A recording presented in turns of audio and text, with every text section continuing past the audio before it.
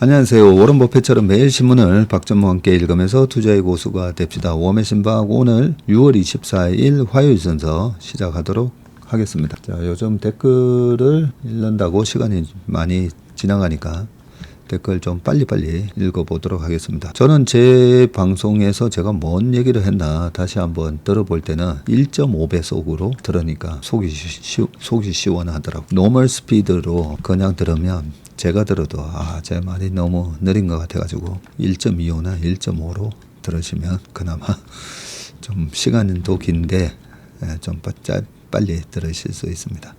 몇 년 전 은행에서 권한 듣보잡 펀드를 가입하고 마이너스 30%로 울상인 가족이 있어서 손절하고 채슬리에서 공부한 종목으로 갈아타라고 권했더니 선언께 3년은 아니지만 채밀턴 1년 넘게 하다 보니 본의 아니게 훈수를 두게 되었는데 이제 계좌 회복도 다 하고 일부 수익도 났다고 그러셨네요.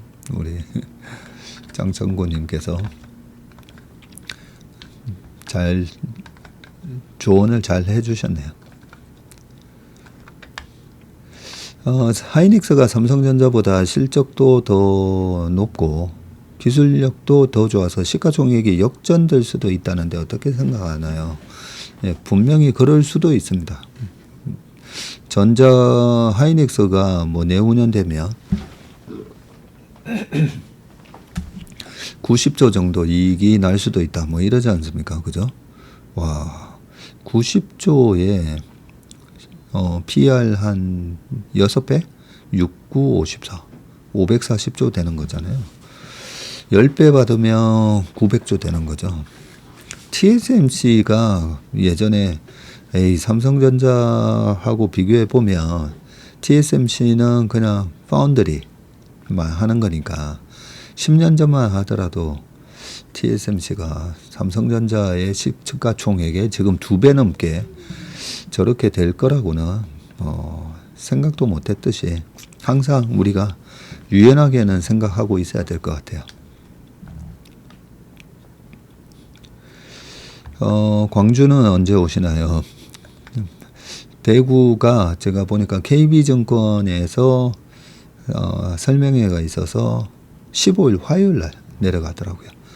근데 그게 PB들 대상인 건지 고객들 모셔놓고 하는 건지는 잘 모르겠는데요.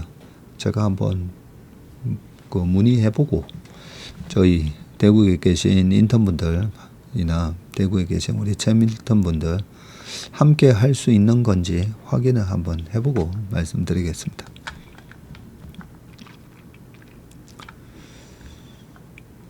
알고 보니 결국 스테이블 코인은 그냥 화폐를 추가 발행하는 것인데 이를 모든 사람들이 인지하는 것일까요? 물론 인지 못하고 있죠.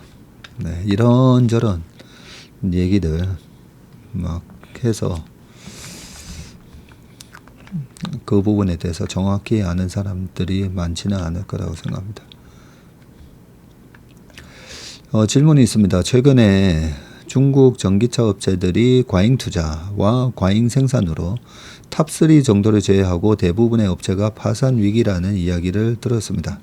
BID의 파격 할인과 재고 떨이가 경쟁업체를 죽이기 위한 것이 아니라 실은 생산이 수요를 넘어서면서 손해를 감수할 수밖에 없는 어쩔 수 없는 상황이라는 건데 품질 경쟁력도 형편없고 매출액이나 판매량 등 회계 쪽도 뻥튀기 되었다는 이야기도 있고요. 사실이라면 조만간 많은 중국 전기차 업체들이 도산하게 되고 테슬라나 국내 배터리 전기차 업체는 큰 호재라는 이라고 얘기하셨는데 우리가 지나치게 그죠? 지난 2년 동안에 한국 K배터리 투자하시는 분들이 중국 배터리에 대해서 너무 폄하하고 무시하셨잖아요. 그런데 우리가 투자를 하고 있는 거기 때문에 항상 이 팩트 체크를 계속 해야 되고요. 웬만하면 제가 시장은 낙관적으로 종목은 보수적으로 라고 말씀드리잖아요. 종목에 관한 얘기는 웬만하면 부정적인 얘기를 계속 체크를 좀 하는 게 좋습니다. 그러면 지금 CATL이 전 세계 1등이 됐고요. 중국을 제외하고 보더라도 CATL이 LG엔솔을 넘어서 1등이 됐습니다. 그러면 중국 외 지역에서 다른 기업들이 왜 중국의 배터리를 선택했을까? 나름대로의 여기 품질 경쟁력도 형편없고라고 돼 있는데 CATL만 가지고 보면 이거는 아닌 것 같고요. 반면에 중국의 전기차 업체들이 400개 이상이었었거든요. 그래서 한 3, 4년 전에 중국 전기차 관련된 ETF, 저는 과거에 우리나라도 쌍용차 망하고 대우차 망했기 때문에 그 구조조정이 한번 있을 거기 때문에 지금은 중국 전기차를 뭉뚱그려서 투자하는 거는 저는 좀 일단은 보수적으로 보겠습니다. 뭐 그런 얘기를 여러 번 했었는데요. 아무튼 결론은 좀 정확하게 봐야 되고요. 말씀하신 대로 구조조정이 일어날 수밖에 없는 상황이라는데 지금 구조조정이 일어나고 있습니다. 중국도 엉터리 그런 전기차 회사나 이런 것들 경쟁력 없는 회사들 많이 망하고 있고요. 그래서 이 업황 자체가 구조조정이 이루어지면 그러고 나서는 주가가 살아남은 업체들이 그 열매를 따먹을 건데 우리나라 조선업체 요즘 얼마나 잘 나갑니까? 근데 조선이 빅베스라고 해서 뭐 실적 발표 때마다 큰 폭의 손실을 발표한 게 2013, 14, 15, 뭐 16년 이랬거든요. 그러면서 많은 조선업체들이 망했습니다. 네, 그러고 나서 지금 살아남은 현대중공업 그룹하고 삼성중공업, 대우조선만 하더라도 지금 한화그룹에 팔렸잖아요. 왜냐면 망했으니까.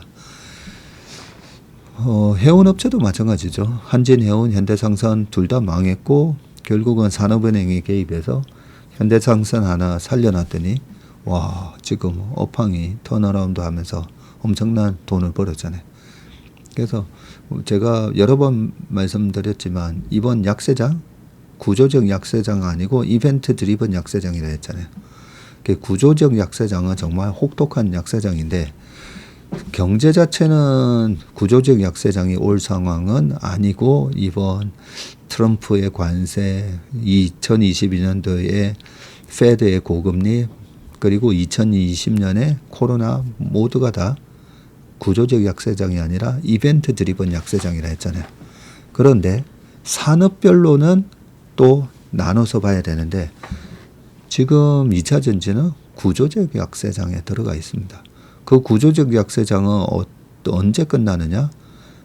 혹독한 구조조정이 다 끝났을 때, 그러면서 생산 캐파는 확 줄고 반면에 수요가 살아날 때, 그럴 때 턴어라운드가 아주 강하게 이번 조선처럼 나올 겁니다. 조선처럼. 근데 지금은 누가 구조조정 당하는지, 어떤 기업이 구조조정 당하는지 조심해서 봐야 되죠. 그리고 2차 전지에 대해서 결국 뭐 마이너스 이자 7, 80% 난 분들은 여기서 손절 못 하시잖아요.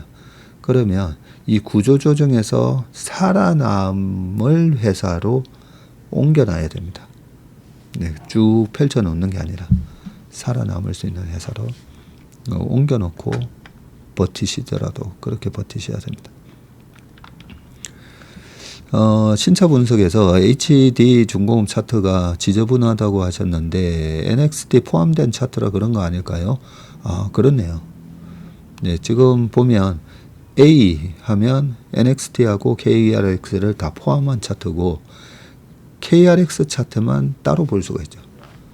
맞습니다. 좋은 지적해 주셨습니다. 투자 10년 현재 최대 수익 내고 계시다고 하셨고 세종시에서도 부탁드려요. 임순영 님이 서울 사시다가 이제 세종시 내려가시군요. 저는 언제 상담하러 갈까 고대하며 지냅니다. 세계 정세가 다이나믹하게 돌아가네요. 인턴 가입 요청 부탁드립니다. 여기 고정 댓글에 보면 인턴 가입 내용이 나와 있습니다. 전문님 코스피 PBR 기준으로 2007년은 PBR 2.2가 고점이 아닌가요? 어느 방송에 보니까 PBR 1.5라고 했어요. 라고 되어 있는데, 맞습니다. 제 기억으로는 2007년은 1.9로 기억하고 있거든요. 근데 그 1.9도 월말 기준으로 나오는 1.9기 때문에, 장중 고점으로 하면 2.2도 아마 나올 겁니다. 네. 그리고 이걸 확인하는 방법이 있는데요. 통계청, 우리나라 통계청 가면 다 나옵니다. 코시스, KOSIS. 거기 들어가서 PBR 치면 2007년, 2020년 이렇게 다 볼 수가 있습니다. 허영애 님이 동탄 부지부장 시켜주셔요. 미국 주식 6년 차입니다. 네. 지부장으로 동탄 부지부장으로 네, 임명하겠습니다. 자, 청주 우리 뚱땡이 님이 한번 열심히 달려보시정 하셨습니다. 네. 몸을 아껴라는 얘기도 있으셨고, 저번 인턴 총회도 너무 좋았는데 광주에서 뵈면 더 좋을 것 같습니다. 그렇네요. 인턴 총회를 서울에서만 할 게 아니라 지방으로 한 번씩 도는 거를 한번 해야 되겠네요. 제가 어서에다가 얘기를 하겠습니다. 인턴 3일차 어리버리합니다. 당연합니다. 당연. 우리가 새로운 동네로 이사만 가도 거기 뭐가 있는지 어리버리하지 않습니까? 그죠? 그거는 당연한 겁니다. 근데 자꾸 왔다 갔다 하다 보면 익숙해집니다. 네. 혹시 VIP 자산운용사처럼 공모펀드를 하실 생각은 없으신가요? 하셨는데 아마 우리 업계나 은행권에 계신 분이 아니실까 이런 생각도 좀 드는데요. 10년 전에는 저희가 VIP 자산보다도 그때 운용 규모가 제가 인피니티 있을 때요. VIP보다도 저희가 많았던 적이 있었죠. 2017년에 17년, 18년 이때 저희가 1조 4천억 했었으니까. 그러다가 뭐 회사 설립도 하고 하면서 근데 이게 종합자산 운용사가 돼야 공모펀드를 할 수가 있거든요. 근데 솔직히 제가 뭐 회사를 더 키우고 막 솔직히 그런 욕심은 없습니다. 네. 저희는 제가 그런 말씀을 많이 드리거든요. 저희가 프로야구, 프로축구 같은 프로 투자자이면서 한편으로는 또 맛집하고 제가 비유를 많이 합니다. 결국은 가게가 작든 크든 맛있는 집이 돼야 될 거 아닙니까, 그죠? 네, 근데 한번 지금은 아직까지는 종합자산운용사로 갈 생각은 아직까지는 없습니다. 자, 아이 계좌 카카오 네이버 와 60% 40% 났어요. 남편 것만 마이너스였는데 거의 플러스 됐어요. 감사합니다 하셨습니다. 7월에 대구에서 와 졸면서 듣다가 깜짝 놀랐습니다 하셨습니다. 하여튼 그거는 일정가 안에 그날 프로세서가 아니라 하여튼 일정 확인해 보고 다시 말씀드리겠습니다. 푸근한 정도 있고 풍부한 정보도 있는 이 채널 저의 최애입니다 라고 하셨습니다.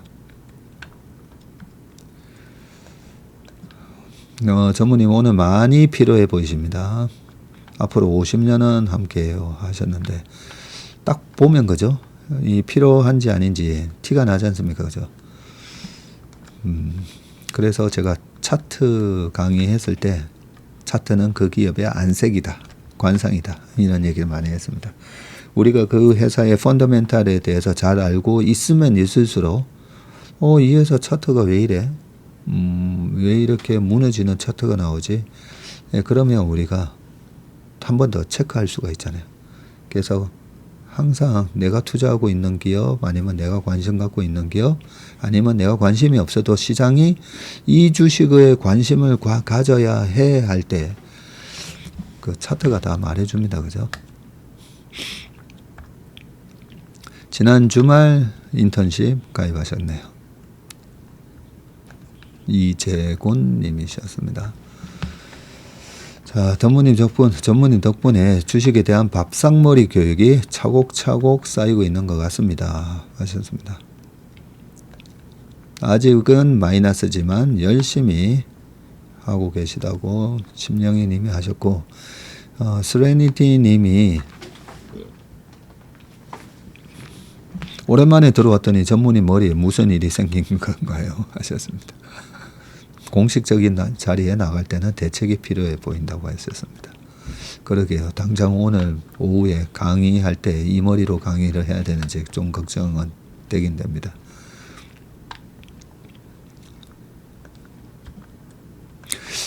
야후 평단 41만원이던 네이버 계속 물타기 했었는데 어제 드디어 본전 탈출 플러스 1% 됐네요.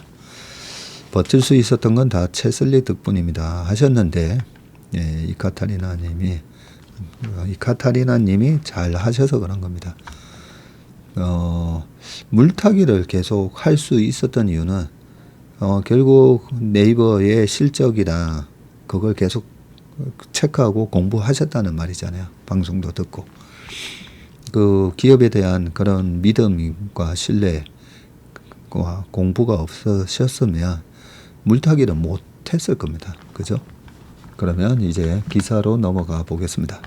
자, 첫 번째 기사입니다. 미국 다시 세계 경찰로 압도적인 힘 내세워서 국제 분쟁 개입이라고 되어 있는데, 트럼프 이란 정권 교체에 대해서 언급을 하고 뭐 등등 내용 한번 볼게요. 미국의 억제력이 돌아왔다. 미국의 이란 핵시설 공격과 관련한 대언론 브리핑에 비장한 모습으로 나타난 피트 헤그세스 미국 국방부 장관은 트럼프 대통령이 계획한 작전은 대담하고 훌륭했다면서 대통령이 말하면 전 세계가 귀를 기울여야 한다고 강조했습니다. 제이디 벤스 미국 부통령은 이란 정권 교체를 위한 군사 행동이 가능하다는 입장을 드러냈고요. 이란이 똑똑한 길을 선택하기를 바란다. 이란이 우리 장병들을 공격하거나 핵무기를 계속 만들려 한다면 압도적인 무력으로 대응할 것이라고 경고를 했고요. 같은 날 트럼프 대통령은 트루스 쇼스를 통해서 정권 교체라는 단어를 처음 언급을 했고요. 그동안은 이란의 정권 교체 가능성에 대해서는 일어날 수 있다 정도로만 답변을 했는데 훨씬 공격적인 태도를 보인 셈입니다. 대외 개입 자제를 공략한 트럼프 대통령의 이런 변화는 정치적 시험대가 될 전망이고요. 이란의 강력한 저항에 막혀서 별다른 성과를 거두지 못하고 사태가 장기화할 때 자신의 정책 기조 붕괴와 지지자 이탈 등 위기에 직면할 수 있다. 트럼프 대통령은 우선 자신의 뜻을 반대하는 공화당 의원을 맹비난하면서 내부 군기 잡기에 나섰고요.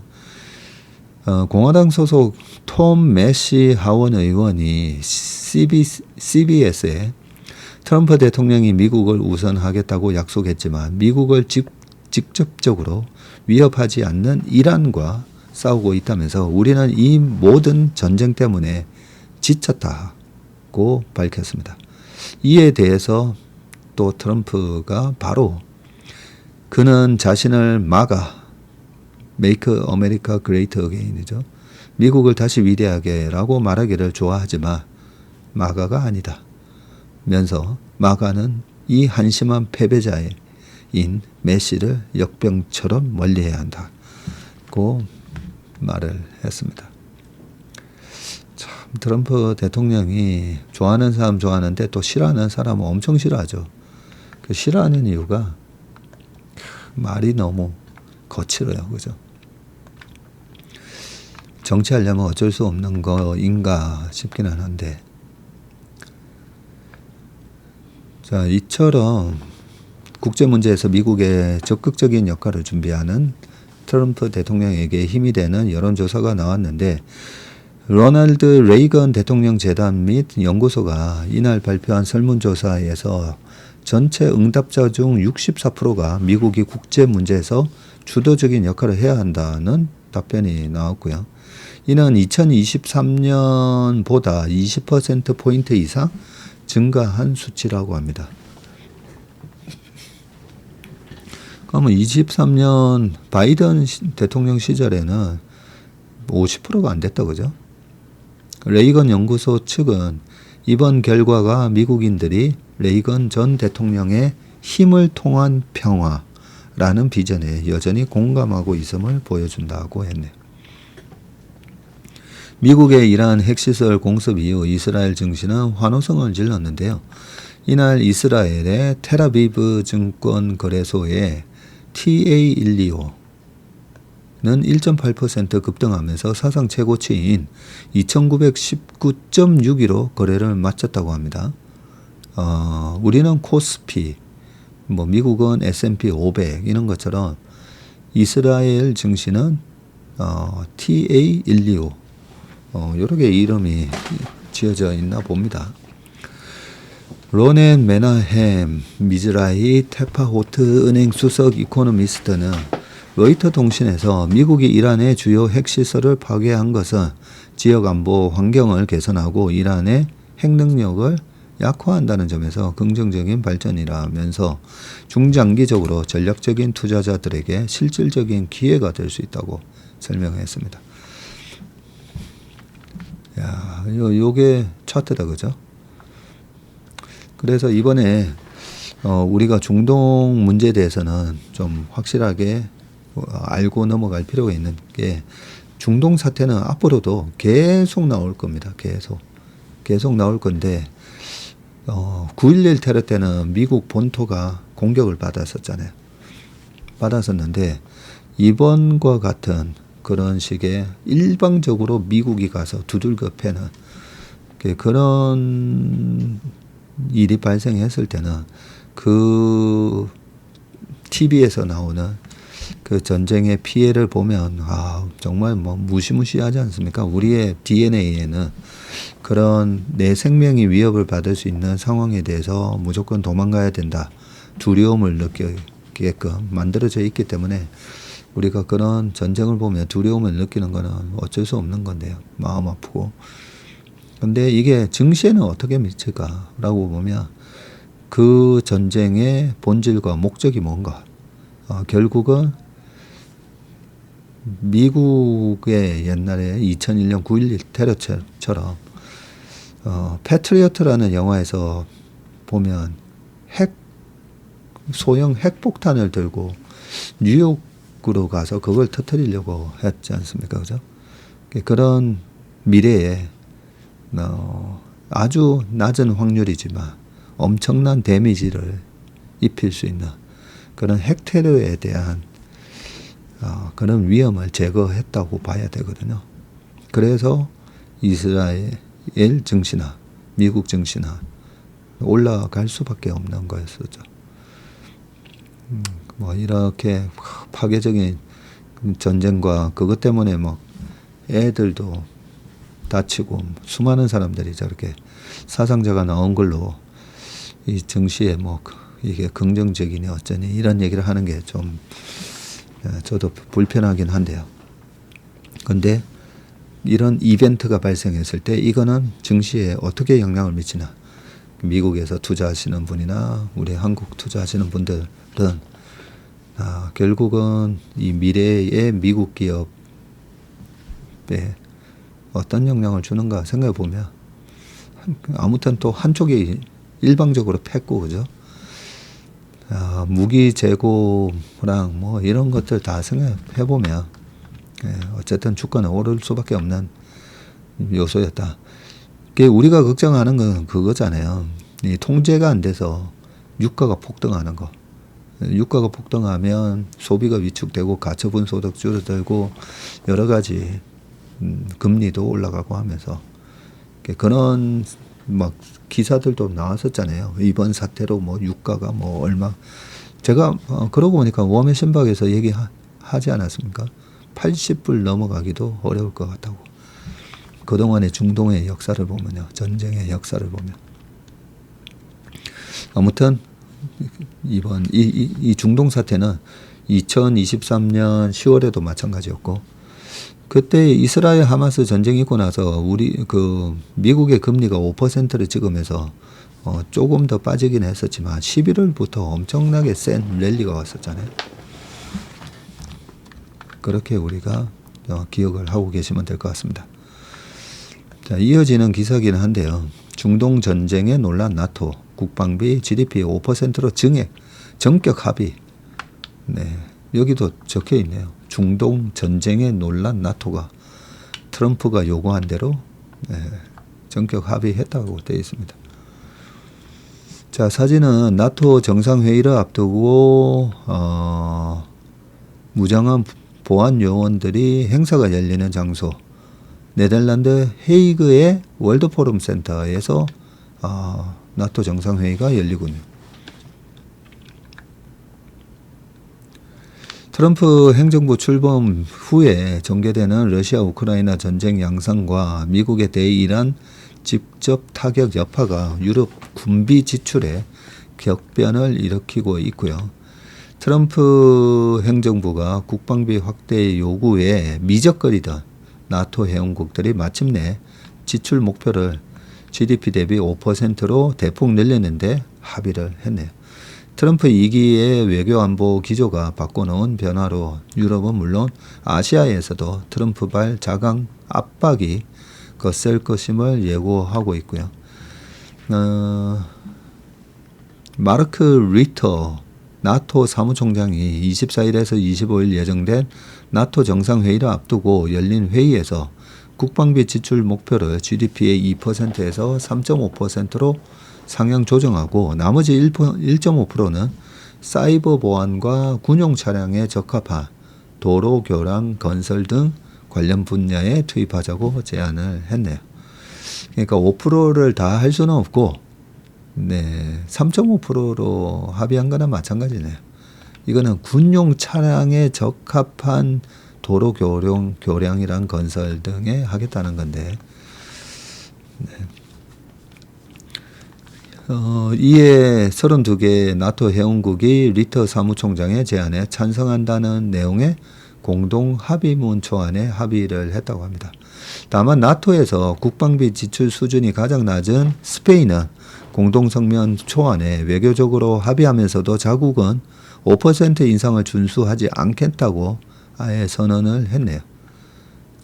여기 표가 보니까 나토 회원국 방위비 지출 현황이 나오는데 제일 돈 많이 쓰는 나라, 돈을 많이 쓴다는 게 아니라 GDP 대비 가장 많은 방위비 지출을 하는 나라는 폴란드입니다. 4.12. 폴란드는 우크라이나 전쟁의 남의 일이 아니죠. 그리고 그 2차 세계대전 때도 얼마나 이 폴란드가 피해를 봤습니까? 그죠? 그 트라우마가 아마 있기 때문에 적극적으로 지금 방위비 진출을 하고 있고, 그 다음이 에스토니아, 미국, 라트비아, 그리스. 이렇게 3%가 넘네요. 미국이 3.38.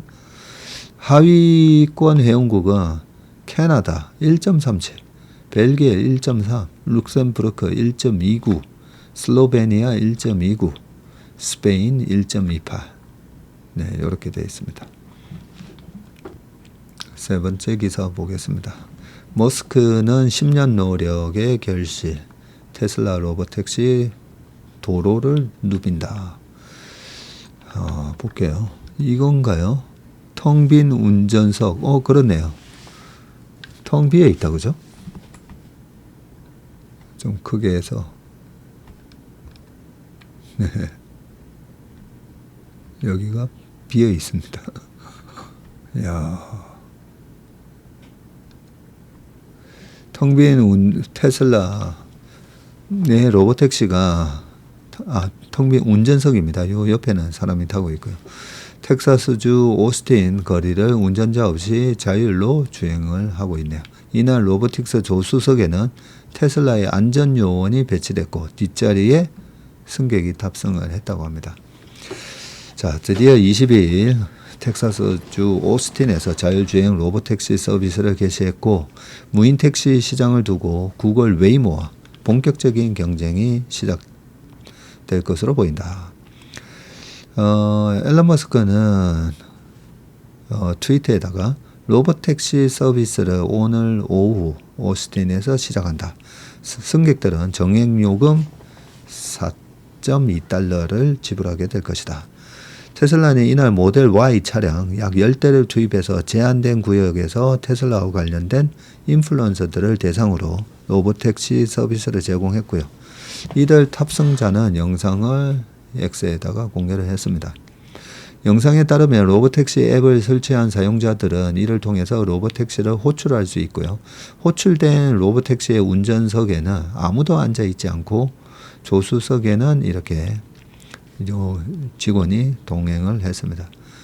뒷좌석에는 디스플레이를 통해서 실시간으로 직원과 소통할 수가 있고요. 또 사용자의 테슬라 클라우드 계정에 자동으로 연결돼서 이용자가 설정한 앱, 음악, 좌석 세팅을 적용할 수가 있고 넷플릭스나 디즈니 플러스 같은 OTT도 시청할 수가 있다고 하네요. 머스크는 이날 로보택시가 공식적으로 출범했다고 선언하면서 10년에 걸친 고된 노력의 결실이다. AI 칩과 소프트웨어 팀 모두 테슬라 내부에서 처음부터 자체적으로 구성된 조직이었고 이들이 테슬라 AI 컴퓨터 성능 극대화를 위해 정말 훌륭한 일을 해냈고 그들이 없었다면 로보택시는 아직 실현되지 못했을 것이라고 지켜세웠네. 머스크는 지난 4월 1분기 실적 발표 컨퍼런스 콜에서 로보택시 규모를 빠르게 키우겠다면서 올해 말까지 미국 내 다른 도시들로 서비스를 확대하고 내년 하반기에는 완전 자율주행으로 운행되는 테슬라가 수백만 대 있을 것이라고 말을 했네요. 테슬라는 당장 차가 안 팔려도 괜찮겠네요. 로보택시만 가지고도 수백만 대 수요가 있으니까. 현재 로보택시는 우버처럼 테슬라가 운영하는 택시만 운행되지만 향후에는 개인이 소유한 차량도 공급할 수가 있게 되고 자신이 차량을 쓰지 않는 기간에는 이를 로보택시로 돌려서 추가 수익을 얻는 것이다. 갑자기 그런 생각이 드네요. 이 로보택시 할 때마다 우버 주가가 빠져야 된다고 이렇게 우리가 통념적으로 얘기가 되는데 어제도 우버가 오르긴 했는데 만약에 우버가 테슬라의 이 자율주행에 그러니까 우버 드라이버들이 다 등록을 해놓고 나중에는 우버 드라이버들이 직접 이제 자기가 안 나가고 자기 차를 내보내면 되는 거잖아요. 자기 차 내보내서 이렇게 막 돌아다니고 그것도 24시간 동안. 지금 우버 드라이버들은 아무래도 직접 운전을 해야 되니까 24시간 내내 할 수가 없는데 로보택시가 도입이 되면 제일 수혜를 보는 것도 결국은 우버 아닌가 그런 생각도 들긴 합니다. 저는 사실 테슬라가 나중에 우버를 인수하지 않을까 저는 그렇게 생각하거든요. 미국의 기업들의 그동안의 이 M&A 역사를 보면 테슬라의 시가총액이 나중에 뭐 2조 3조 달러 막 가면 전격적으로 우버를 인수한다 하면서 우버를 그죠? 우버에다가 로보택시 테슬라의 로보택시 전부 다 깔아버리면 되니까 저의 상상입니다. 자, 그 다음 기사 보겠습니다. 디램 설계에 난제를 푼 삼성전자 메모리 시장 주도권을 되찾나. 우리 문인서가 오늘 아침에도 얘기한 것 같은데 좀 볼게요. 디램 세대별 적용 공정이라고 되어 있습니다. 여기 보면 16나노, 14나노, 13, 12, 11 이렇게 쭉 되어 있고요. 요걸 갖다가 14나노의 1Z 공정, 1A, 1B, 1C 뭐 이렇게 반도체 애널리스트들이 얘기를 많이 하잖아요. 아직 1B 공정인데 뭐 1C로 넘어갔고 뭐 이런 얘기를 할 때 네, 1A가 13, 14, 1B는 12, 13, 1C는 11에서 12. 네, 이렇게 보시면 되고, 전자가 그동안 발목을 잡았던 D램 설계상의 난제를 해결한 것으로 알려졌다. 그래요. 이로써 삼성전자는 D램의 성능과 수율을 동시에 끌어올릴 수 있게 됐는데, 이를 바탕으로 전자가 메모리 반도체 시장에서 다시 주도권을 되찾을 수 있을지 주목이 되는데, 최근 D램을 구성하는 핵심 요소 가운데 하나인 이 중앙 배선층의 설계를 바꾸는 데 성공했다고 합니다. 중앙 배선층은 D램에서 전력과 클럭, 제어 신호를 주변에 위치한 셀 어레이로 고속 균일하게 분배하는 핵심 배선 구조이거든요. 네, 한 30%, 40%밖에 모르겠습니다. 자, 그동안 전자는 이 중앙 배선층의 폭과 면적을 좁히는데 어려움을 겪고 있었는데, D램의 11나노급의 공정이 적용되기 시작하는 등 공정 미세화 경쟁이 치열해지고 있고요. 이럴수록 중앙 배선층에 역시 배선을 더 촘촘히 깔아서 더 많은 신호가 오갈 수 있도록 해야 하고요. 전자는 중앙 배선층의 설계를 바꾸기 위해서 지난해 하반기 외부 반도체 설계 전문가들을 영입 채용했고, 이들의 노하우를 활용해서 이런 시간 안에 중앙 배선층의 설계를 일신했다. 그 결과 기존보다 적은 면적을 차지하면서도 발열은 적고 전력과 정보 전달은 원활한 D램 구조를 만드는 데 성공했답니다. 이 같은 성과를 바탕으로 전자는 D램 생산 수율을 60% 이상으로 훌쩍 높이는 성과를 거뒀고요. 전자는 새로운 설계를 6세대 D램인 1C D램에 적용할 예정이고, 또 이렇게 생산한 D램을 이르면 하반기부터 생산할 예정인 HBM4에도 사용할 전망이네요. 그동안 이 전자에서 참 많은 이 전자와 관련된 언론 기사들이 나왔었는데, 약간은 좀 그랬죠. 기사에 비해서 주가와 실적이 너무 하이닉스랑 차이가 나다 보니까 벌써 이런 기사를 읽을 때 이번엔 진짠가? 네, 약간은 우리 삼성전자와 관련된 기사들이 약간 양치기 소년이 돼가지고, 네. 한편으로는 이런 부분들이 개선되는 게 이렇게 기술적인 복원이 돼야 결국은 주가가 올라갈 수 있다 보니까, 네, 이 모든 기사들이 삼성의 기술적인 복원이 빠르게 이루어지고 있다라는 걸 제대로 반영해주는 기사이기를 바라겠습니다. 그렇게만 되면 문제는 시간이에요. 네이버처럼 결국은 어떤 트리거가 생기면 빵 뜰 겁니다. 이번에는 정부의 그 스테이블 코인 발언 때문이잖아요. 이창용 총재께서도 우리도 필요하다. 네, 거기에다가 정부에서 네이버에 그 하정우 님을 또 데려가셔가지고, 하여튼 그런 트리거만 생기면 언제든지 주가가 또 오를 수가 있습니다.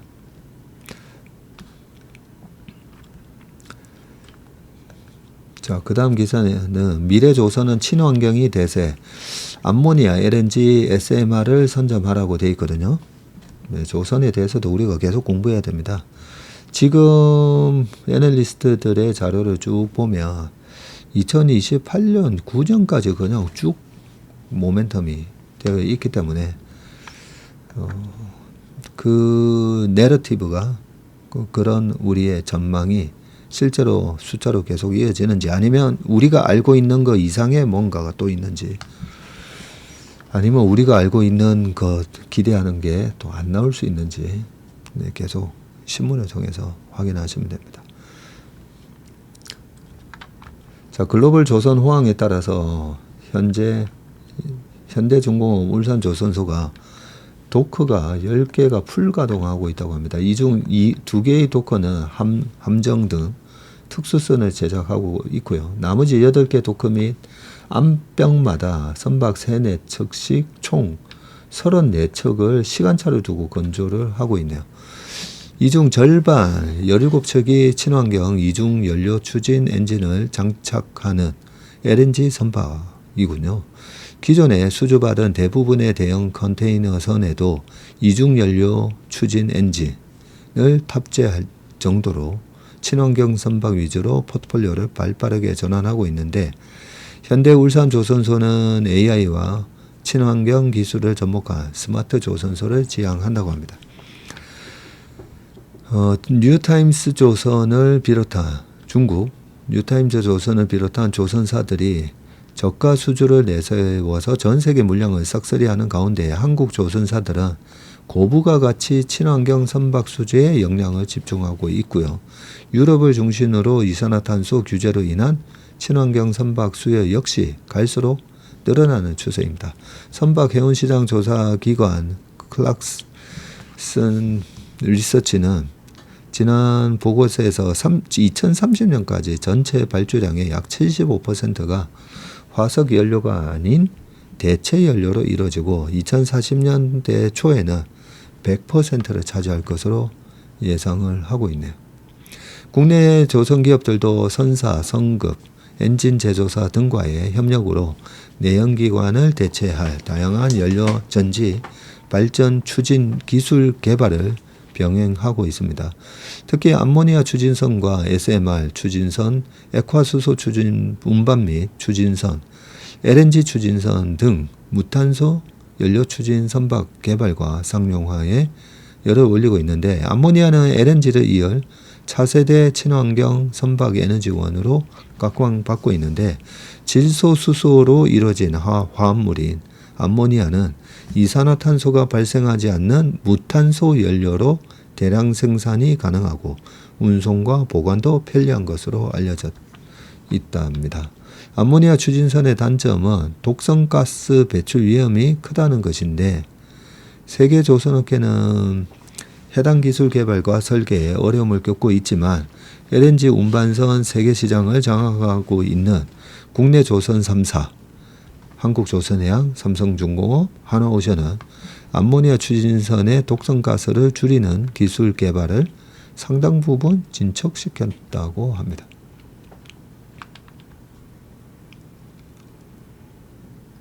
네, 밑에 내용은 쭉 한번 읽어보시고요.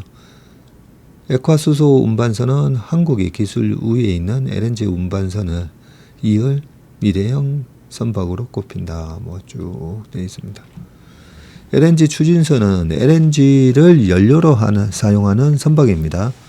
이게 LNG를 나르는 배랑 LNG를 연료로 쓰는 LNG 추진선은 다른 겁니다. LNG를 연소해서 에너지 동력원으로 변환하는 LNG 엔진이 LNG 추진선의 핵심이고, LNG 추진선은 선박에 싣는 화물이 아니라 엔진에 사용되는 연료를 기준으로 이름을 정한 것이다. 친절하게 이런 설명까지 다 되어 있네요.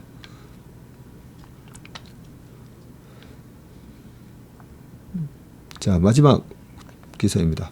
스테이블 코인 기대의 한미 보안주 날개라고 되어 있습니다. 우리가 투자를 하면서 크게 위험에 빠지지 않으려면 국내 주식 하실 때 항상 이게 글로벌한 모멘텀인가를 확인하는 게 중요하다고 했죠. 그래야 우리가 위험에 빠지지 않습니다. 글로벌한 모멘텀인지가 왜 중요하냐면, 우리나라 시장은 시가총액이 2,500조 정도밖에 안 되는 시장이잖아요. 그런데 미국 시장은 어마무시합니다. 어마무시. 우리나라 시장에 얼마예요? 30배? 5경, 6경, 한 5경에서 6경 하잖아요. 그죠? 그러면 그러니까요, 한 30배 되는 시장이기 때문에 그 어마어마한 돈들이 다 판단을 한다는 거죠. 계산을 하고 이 모멘텀이, 이 내러티브가 숫자로 이어지는 게 맞나, 이런 걸 다 계산을 할 거기 때문에 그래서 저희가 매일 아침마다 미국 시장 분석부터 먼저 하는 이유가 가장 효율적인 시장이라는 거죠. 모든 정보가 잘 반영이 되고 있는. 자, 그래서 이번에 스테이블 코인 하면 미국에서는 뭐가 대장인가? 지금은 서클 같은 회사가 대장주로 또 부각이 되고 있는데, 기사 내용 좀 보겠습니다. 한국판 테더 도입 움직임에 해킹막을 보안 수요가 급증. 라운시큐어 한 달 주가 45%. AI 시대 딥페이크 범죄가 늘면서 미 보안 관련주 일제히 올라. 사이버 보안 ETF 올 수익 13%라고 되어 있네요. 사이버 보안 ETF도 있나 봐요. 자, 사이버 보안 업체 연초 이후 주가 상승률 해서 한국 회사, 미국 회사 이렇게 뭐 쭉 나오기는 합니다. 네. 스테이블 코인이 제도권으로 편입이 되면 클라우드 기반 금융 거래가 확산되면서 해킹, 피싱, 계정 탈취 등 위협을 방어하기 위한 보안 솔루션 수요도 폭발적으로 증가할 것이라는 기대감입니다. 아직까지는. 최근 해킹 사건이 잇따라 터진 데다가 원화 기반 스테이블 코인 도입 가능성이 제기되면서 사이버 보안 관련주가 긴 횡보장을 탈출하고 있다는 분석입니다. 밑에는 요 기업들에 대한 설명이니까요. 보시고 권명준 유한타증권 연구원은 올해 지니언스의 주가 상승 배경에 대해서는 작년부터 지니언스의 외국인 지분율이 빠르게 늘면서 시가총액 대비 20%를 넘기는 수준이 됐고, 클라우드 기술 사용 증가에 따라서 시작된 제로 트러스트 기술을 한국에서 구현하고 있는 기업이라는 강점이 작용한 것으로 보인다. 그래요? 이번에 그 법안 통과된 법안 이름도 지니언스 아닙니까? 그런데 우리나라에 지니언스라는 회사가 상장이 되어 있나 봅니다. 최근 국내 해킹 사건 이후 해당 기업이 백신 설치와 EDR, 모의 해킹 등 조치에 나서겠다고 발표하면서 사이버 보안 업체들 수혜가 예상이 되고, 국내에서 모의 해킹을 제공하는 기업이 많지 않은데 라운시큐어가 그 중에 하나다라고 뭐 쭉 되어 있습니다. 라운시큐어 주가 상승 배경에 대해서는 모바일 운전 면허증과 모바일 주민 등록증에 이어서 이날 모바일 장애인 등록증 구축 사업을 수주하면서 주가가 급등한 부분이 있다. 올해 하반기에는 인도네시아, 코스타리카 등 디지털 아이디어 사업의 해외 진출을 노리고 있는 상황이라고 얘기를 했네요. 달러화 기반 스테이블 코인 도입 논의가 글로벌 분쟁, AI 사용 증가 등과 맞물리면서 해외에서도 사이버 보안 관련주가 조용히 오름세를 이어가고 있고, 사이버 보안 전반에 투자하는 이 퍼스트 트러스트 나스닥 사이버 시큐리티 사이버 CIBR은 올해 들어서 13.2%의 수익률을 기록을 하고 있습니다. 브로드컴과 크라우드 스트라이크 등 대형주 투자 비중이 높은 앰플리파이 사이버 시큐리티는 올 들어서 10.56을 수익률을 기록을 하고 있고요. 클라우드 기반 제로 트러스트 보안 플랫폼을 제공하는 Zscaler가 연초 대비 66%, 최근 한 달 새 19% 상승을 했다고 하니까 일단은 이 기업들에 대해서 공부를 한번 좀 해봐야 되겠네요. 오늘 웜의 심박은 여기까지 하겠습니다. 사실 아까 찍다가 한 50분쯤 됐는데 녹화 에러가 떠서 다시 찍었는데요. 한 번 더 읽어보니까 기사가 쏙쏙 들어와서 좋았습니다. 오늘 하루도 행복한 하루, 건강한 하루, 슬기로운 투자로 부자 되시는 하루 되시길 바라겠습니다. 고맙습니다.